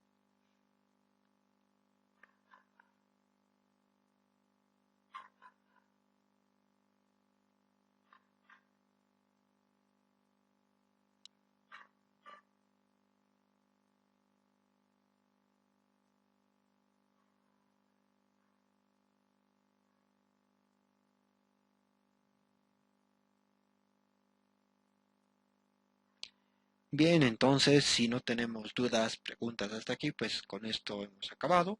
Sabemos que hay algunos conceptitos más de dolor que, bueno, como les dije, no íbamos a tocar el día de hoy, como ser, ¿no?, los opiáceos, los tipos de receptores, el sistema de modulación del dolor.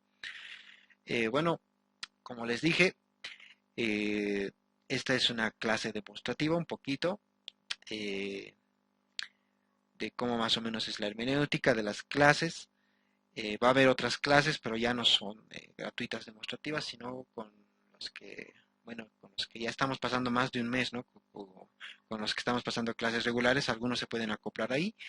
Estamos pasando clases y bueno, quedan todos los que no estén ahí cordialmente invitados, ¿no? Como les dije en el grupo de WhatsApp, ¿no? El precio de las clases es de 30 bolivianos por semana y en una semana nosotros llevamos 3 clases, a veces 4, cuando hay temas más largos, y cada clase dura más o menos de 3 a 4 horas, ¿no?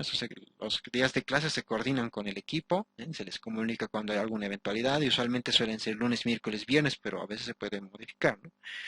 Por cualquier eventualidad o por comodidad de los miembros. Eh, como les dije, tenemos ya habilitada una plataforma. Estamos habilitándola desde el día de hoy para los antiguos y también para los que se acoplen nuevos. La plataforma es donde vamos a subir las grabaciones de las clases. Ahora sí se va a poder hacer. Estamos utilizando un programa especial para grabación. Así también en la plataforma se van a subir las autoevaluaciones. Bien, ahora sí son con más. Esta plataforma tiene varias ventajas, ¿no? En la autoevaluación pueden venir preguntas que son ya no opción múltiple solamente, sino correlación, ordenar imágenes, etcétera. Bien, un poquito más dinámica. También se los voy a subir ahí bibliografía sugerida, ¿no? PDFs de bibliografía y también los PDFs de las diapositivas de las clases. Como les dije en el grupo de WhatsApp para la inscripción, pues es por depósito en Tigo Money o en cuenta bancaria. Les he enviado al grupo de WhatsApp el número de cuenta bancaria, el número de Tigo Money. Pueden inscribirse. Algunos han pagado así adelantado de 2 semanas, 3, otros solo una semana. Pueden elegir ustedes cuál les es más conveniente. Le sacan una fotito al depósito o si lo han hecho desde su celular la transferencia, pues le sacan un screenshot a la transferencia, me lo mandan y bueno, pues les añado a la plataforma y al grupo de WhatsApp donde están los inscritos. Bien.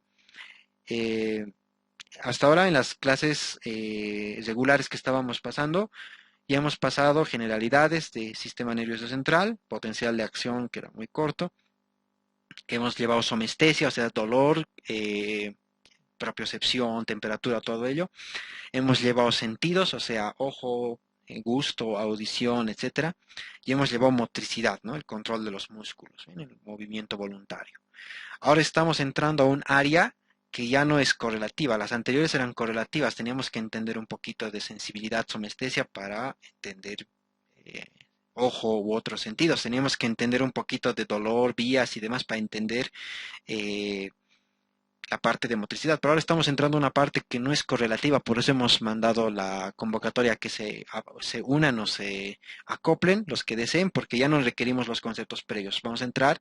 Ahorita estamos entrando a funciones mentales superiores, o sea, raciocinio, personalidad, carácter, lectura, lenguaje, así como también funciones viscerales, ¿bien? Eso no requiere conceptos mucho previos, tal vez algo básico de potencial de acción que ustedes ya han debido llevar seguramente, y bueno, pues eso estamos en lo que respecta al temario, ¿no? Esta semana que viene vamos a ver hipotálamo, función viscerales, sistema simpático, parasimpático, entérico y conciencia también. Sueño y conciencia, ¿no? El sueño, pesadillas y todo lo demás. Entonces, eso con respecto al temario. Los que se quieran acoplar, pues a las clases regulares tienen hasta mañana para la inscripción. Y bueno, pues el día de mañana hasta media hora antes de las clases vamos a admitir las inscripciones. Las clases el día de mañana las vamos a iniciar a las 5 de la tarde. Bien, usualmente las iniciamos 3:30, pero por una cuestión técnica mañana vamos a iniciar 5 de la tarde. Entonces, ya saben los que deseen inscribirse, cómo es el método de inscripción. Una vez hayan hecho el depósito y demás, mandan la foto lo antes posible con el nombre para que yo les registre el nombre y con ese nombre les pueda admitir en la plataforma de autoevaluaciones y demás. Bien. Entonces, al acabar, por si acaso, neuro, igual vamos a abrir otro curso. Si es que la cuarentena dura demasiado, vamos a abrir en este caso un curso de fisiología igual, de la parte inmunológica. Bien, inmunología es parte de sangre, células blancas, pero es una parte amplia. Vamos a ver un pequeño mini curso de inmunología, lo más importante de fisiología, dado que es un tema un poquito no muy profundizado en la facultad y también porque, bueno, es un tema en el que hay muchas cosas importantes que actualizarse, que a veces no están en los libros. Y que bueno, me es muy más fácil darles a mí porque bueno, yo he hecho un posgrado en esa área, bien. Entonces, eso va a ser al acabar neuro. Ahorita nos faltan como 2 semanas más para acabar neuro, entonces si esas 2 semanas se quieren acoplar, pues bienvenidos, bien, ya saben cómo hacer el acople de inscripción. Y con los que se acoplen también podemos coordinar y llevar los primeros temas que ustedes no han pasado, ¿no? Entonces, eso en relación a las clases, a las preguntas. Si no tienen más dudas, pues podríamos acabar la sesión. Depende de ustedes, de alguna duda, alguna pregunta del tema o lo que ustedes deseen.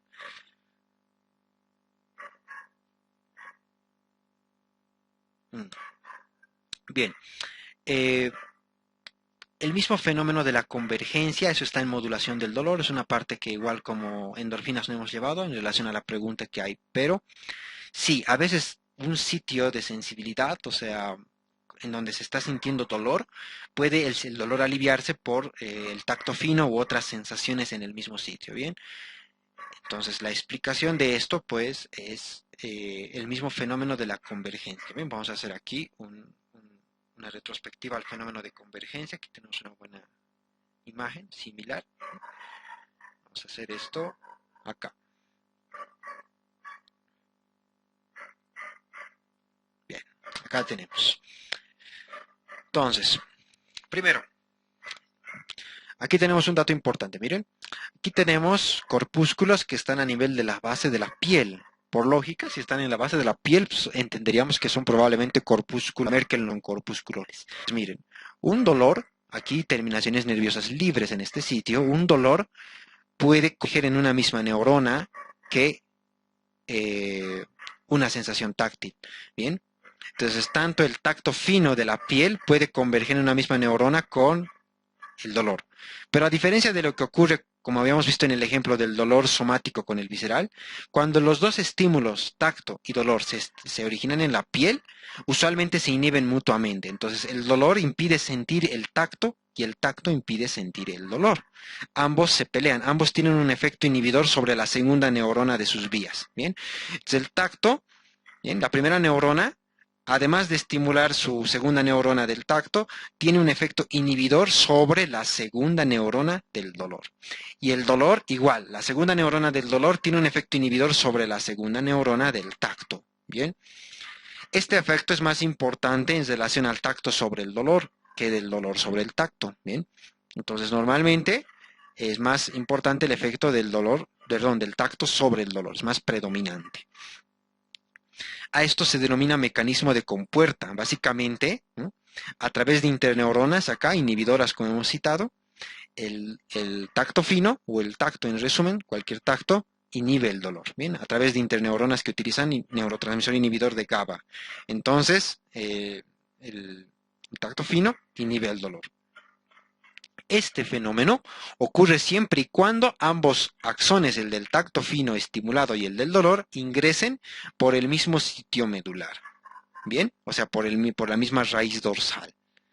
Bien, esto se presenta en casi nada o nada si ingresan ambos, digamos, la piel de una región con otra nada que ver, ¿no?, con otro nervio espinal alejado.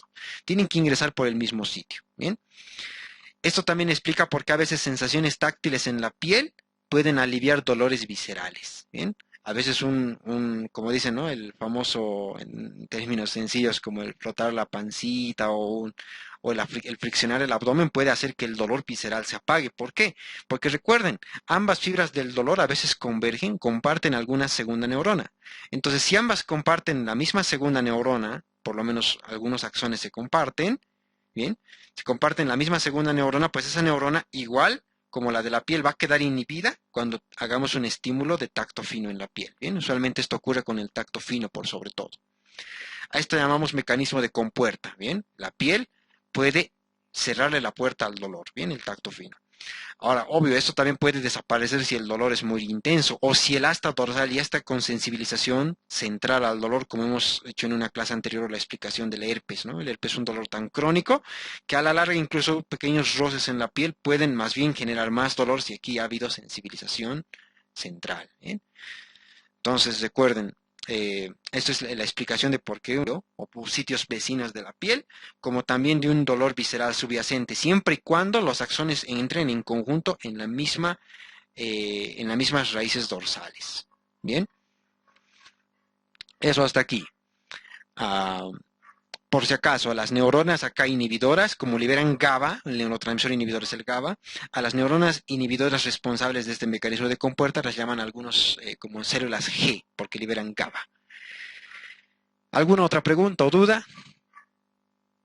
Bien. Eso explica por si acaso el famoso, ¿no?, el sana colita de rana. Te frotas un lugar en la piel y te alivia el dolor. Pero obvio, si el dolor es tan intenso, a veces el simple contacto, el simple roce puede exacerbar el dolor. O si el dolor es muy crónico y se ha sensibilizado el asta dorsal, a veces el roce de la piel en un sitio donde no sentías dolor genera o despierta un dolor antiguo. Bien, eso es en los dolores muy crónicos que ya han sensibilizado el asta dorsal.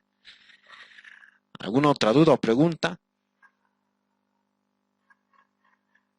Bien, si bien hemos dicho que no vamos a definir a profundidad los péptidos opioides, pues bueno, en nuestras clases regulares hemos llevado dolor en 2 clases, ¿bien? Aquí vamos a hacer un pequeño comentario de los opioides a solicitud de la pregunta, ¿bien? Entonces vamos a ir acá, está un poquito, se entiende mucho más bonito acá, en este gráfico, y hemos citado también hace rato. Los péptidos opioides son péptidos que se liberan aquí en el asta dorsal y también en el núcleo del dolor del trigémino, o sea, el núcleo espinal.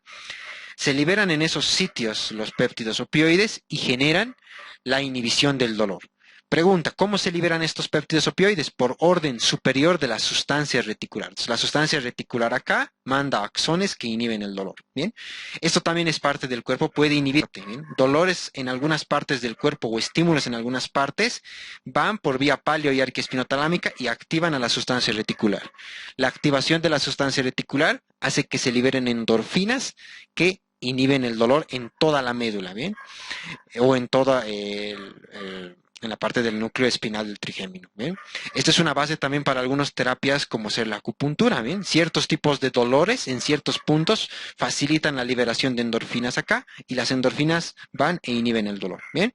Los núcleos endorfínicos acá pues hay, pero la mayor parte de las endorfinas se liberan aquí mismo, en la misma médula y en el núcleo del trigémino. Se liberan ahí mismo, pero siempre por orden superior reticular. ¿Bien? Entonces, ese papel juegan los péptidos opioides, inhiben el dolor. ¿Bien?